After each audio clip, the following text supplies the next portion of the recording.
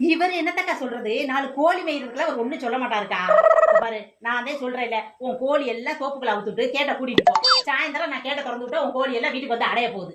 சரித்தா சரித்தா, ஓ மனசு யாருக்கு வரும்? ஏய், என்னடி பக்கத்து இடத்துக்கு ஆரம்பிட்டு மரத்துல இருக்க 2 இலை வாசல்ல விழுந்தாலே அந்த ஆட்டம் ஆடுவ.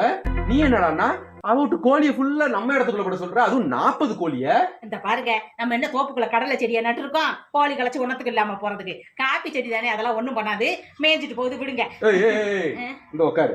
உன் தில்லாலங்கடி வேலை சுசீலாக்கு தெரியாம இருக்கலாம், எனக்கு தெரியும். உட்காரு, என்ன விஷயம்னு சொல்லிட்டு கிளம்பு. இந்த பாரியா, அவ முந்தா நேத்து அவ மாமியா கிட்ட பேசிக்கிட்டு இருந்ததை கேட்டேன். அவ வீட்டு கோழி மேய போற இடமெல்லாம் முட்டையை போட்டுட்டு வந்துருதான்.